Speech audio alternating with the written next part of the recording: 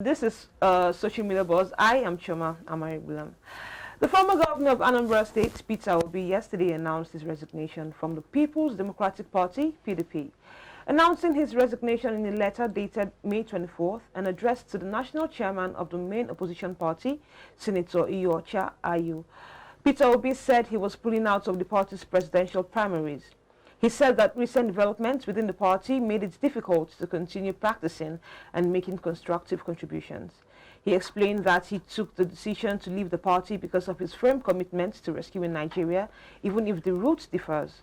Among the now 14 presidential hopefuls are former Vice President Abubakar Atiku, two former Senate Presidents Bukola Saraki and Ayim Pius Ayim, and as well as Governors Aminu Tambuwal, Nyesom Wike, Bala Muhammad and Emmanuel Udom. The internet has been buzzing with this news as everyone has something to say. Looking at some tweets, Ajibola Taiwo says, dumping PDP to join another party or APC can't help him. He will never be adopted in APC as their presidential candidate, nor be chosen as running mate. And in the case of him joining the newly created party, he's already lost. The best for him is to remain in PDP. Chukwumeri also says Saint Peter Obi, who failed to gain support even in Anambra, was never in the contest. He smartly withdrew from PDP presidential primary and resigned from the party to avoid the huge embarrassment waiting for him at the party's primary. So what's his next move now? APGA, which is APGA. Then Trinity says, I knew this day would come. However, he settled for APGA. If he settles for APGA, his chances will be slim because it's seen as an ethnic-based party. Peter Obi could join them, be influential in the governorship elections for the party in the East, and build a strong momentum for 2027. Then Crazy Spec says, Jude is smart. I am sure PDP might have placed him on conditions before giving him the ticket. LOL. It's normal. It's good he ran because if he had won under PDP, I'm sure he would spend his 8 years paying dues. Now I am sure of this dude, we move to support him. And Adedeji says, on what basis? Go to another party and go and test your popularity. Then, if you believe you are popular and can win the election. A trader in Ibadan doesn't even know who Peter Obi is. Your Excellency, sir, if you truly love Nigeria and want to wrestle power from APC, take the VP slot. Now, so many people are saying, no, they all have their own opinions about this. I don't know why he's had to leave now. I think today the primaries, yeah? No, 29th. 29th, okay. Yes. So just barely 3 days now to the primaries. To the primaries. Why? What do you think made him withdraw from the presidential race? Well, according to him, some developments in the party that are not in alignment with his aspirations and his bid to become president of Nigeria. So, of course, he has his reasons, which is permanent or is absolutely entitled to. But if you look at some of the permutations and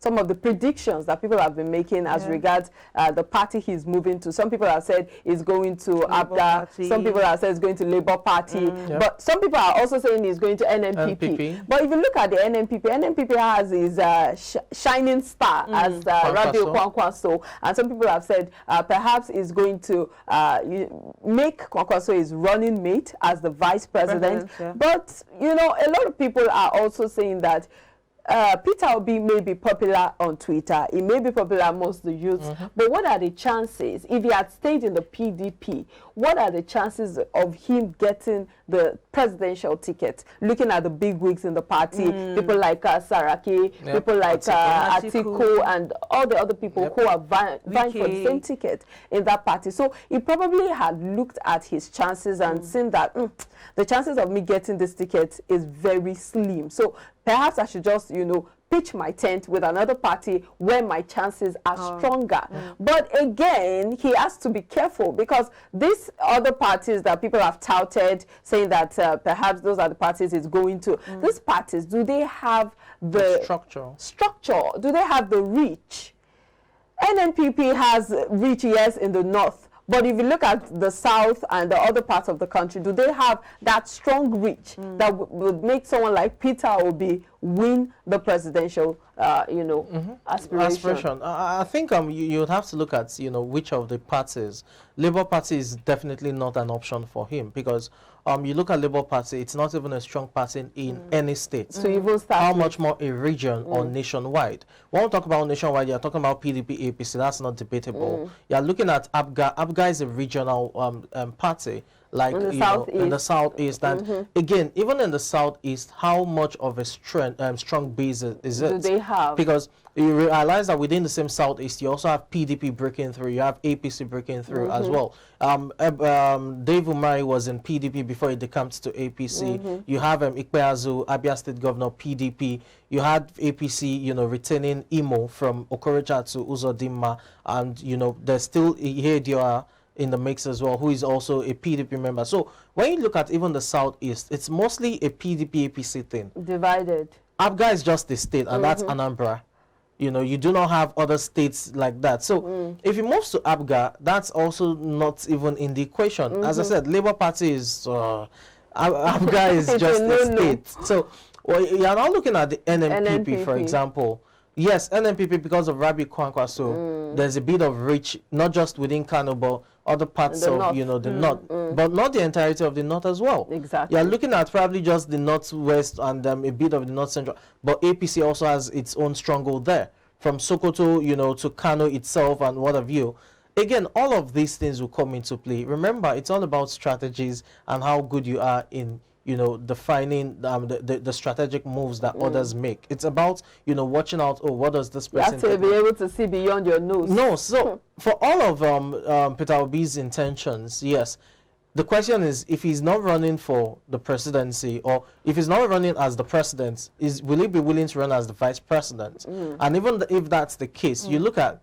some people were actually expecting or thinking that his bid in the PDP should be for the VP slot. Exactly that. Exactly. Okay, even if you don't win the ticket as a president, perhaps you could just be a running mate from the south. Someone like Atiku. But of course, we know that the PDP is not likely to zone to the north. They tried that in 2019. It was running mate to Atiku. That was a failed bid.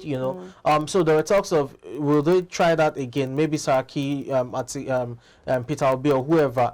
Again, all of these things are based on permutations. Parties will not give their flag to someone who is not likely to win. Yeah. So it's not a matter of being the most qualified or the most loved. It's about, can you pull the numbers? Do you have the traction in terms of followership? Can you command people to the booth? And if you look at the PDP as it's set up, you still want to fancy the likes of Atiku or Saraki even over Peter Obi. Exactly. So as much loved as Peter Obi is on Twitter, on social media by the youth, you discover that voting doesn't happen on Twitter. It doesn't. Yeah. They can, give you all the support, talk about how you need, how you are the man who carries the vision for a new Nigeria and all of that. Do you get? So many people do not have their PVCs, but they have the, what do they call, keypad warriors. They can do all that. But look at Showore. If Showore had all the support on Twitter, a lot of people were vying, saying, no, you will want the youthful president. You have what it takes. No. So it goes beyond the social media. Yeah, I'm saying if a person, just as he pulled out now, would his money be refunded back to him? The 40 million he paid, or that'll be with the party, don't worry. That'll be with the party. Even with APC that's paying 100 million. Oftentimes those who paid 100 million naira in the APC have not even gotten a refund of their money. Even though President Muhammad Buhari, there were talks about him, mentioning that during the meeting it was going to have with the APC aspirants, saying that they would consider refunding those who have bought the form. They did for the convention. They did for aspirants for the convention. How much did they pay for that? That was just some chicken change compared to 100 million naira. But the thing again is, different parties have a way of going about this whole so-called refund and what have you. You have incidents wherein maybe they will compensate you with a ministerial position. That will be part of the agreement with whoever the flag bearer is, that if you win, you have to compensate this person with this portfolio or whatever it is. Sometimes, whoever comes in second can now become the running mate if, they are willing to play by the rules. We go back to the Hope 93. You had Moshood Abiola and Tofa and the rest of the, you know, you have that kind of collaboration wherein, oh, okay, you came second, so why not, let's team up and, you know, go ahead with the elections. So it depends on what, you know, PDP will want to do, but I don't think they will refund him at this point, because he didn't even see through the entire exercise. If he had gone to the primaries and probably came in second or third, then there could have been considerations here and there. Well, we can't say for sure what would happen. Let's just keep our fingers crossed. Okay, and moving on, we have seen so many people get proposed to at different, you know, places, but this is going to be the weirdest I've seen. So a man proposes to his girlfriend. He proposed to his girlfriend at her father's funeral. Her father's funeral. Not the market this time, not at a friend's wedding, nowhere, but her father's funeral. And now we have we have so many people saying you know, various things online. Wendy Adama says, you know, get where una know they propose. I'm telling you. Then Elizabeth says, I just feel this is wrong. My opinion though. And V Divas says, I be the girl na rich babe we get inheritance, cause I no understand though. Then I am original says, make the dead body just stand up. Slap this man back from this nonsense. Then Brother Henry says, oh wow, her dad would definitely be smiling from heaven. That must be sarcastic. Then Oluwa Demola says, Babatunde Reo. Babatunde, father coming back. Babatunde, like reincarnation. Wow. Well, no, it's quite, should I say ridiculous? Because it is. Because really, is it trying to console or commiserate with her at her father's funeral? Give it. No, I blame the girl for even accepting the ring. Like at she that probably point, did it out of respect, not wanting to embarrass him. She doesn't want to that's embarrass him. not the kind of person you want to spend the rest of your life with. Well, honestly, I find it ridiculous and absurd, really, that she has to do that, because you look at it, the she lady or the guy now. he rather, okay. Because the lady in question is mourning. Like, yeah. And she's definitely not in the mood for the mushy, you know, romantic stuff. And how is her mom going to feel about this? You can see the people there. There were no. Family members. I don't think anyone clapped. You know, usually with proposals, you get things like say yes, she and then you see things. No, oh come on, love is a strong thing. Love is a strong very, very generous woman. Love is a strong thing. You know, oftentimes with proposals, you hear the claps, you know, the cheers and all of that, trying to say yes, and all of that.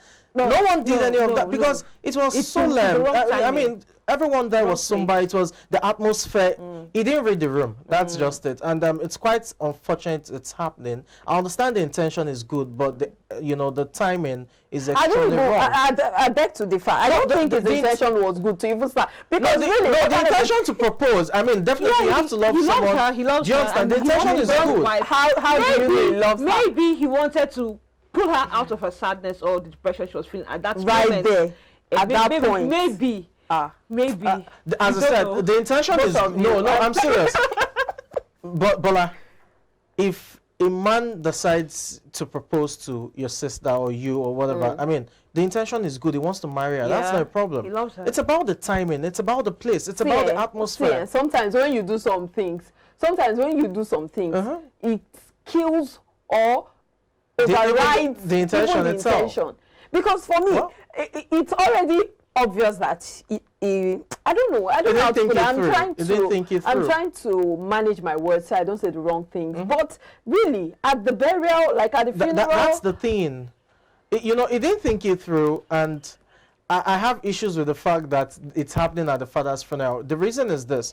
You now think of, maybe dad died May 25th, dad died maybe May 20th, we buried him May 25th. And it's on that same May 25th, your husband to be proposed. It doesn't happen. I have a feeling it's up to something. Like he has one ulterior motive. Not all intentions are good and plain, as they look. And that's probably true. He has ulterior motives, he has something, else he's trying to gain from that. Probably, I don't know, publicity or something. Even if he had something to gain, he could have just waited. Even one day is too close. Is she running away? That guy does not have any right intention. Honestly. Where would you love to be proposed to?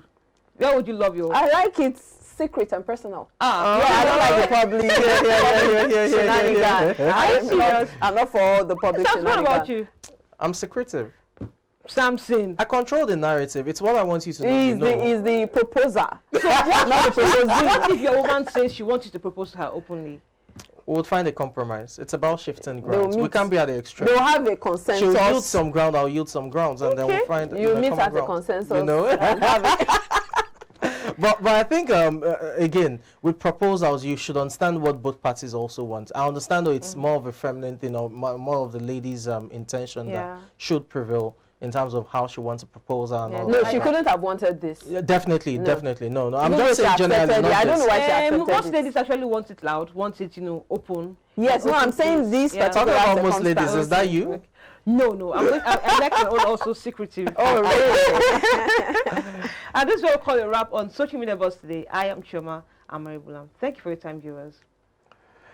All right, time for us to look at the quote of the day to wrap up the show this morning. And of course, the quote of the day is by Robert Collier.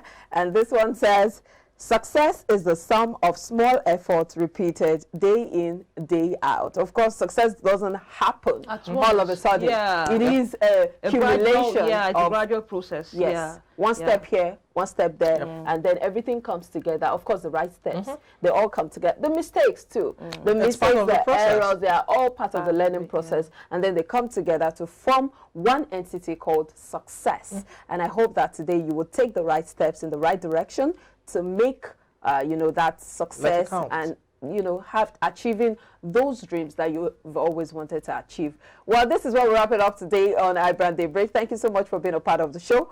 My name is Omobolanle Adeshi. Have a lovely day. And I am Chioma Amaribulam. Bye. I'm Samson Lady. Do have a great day.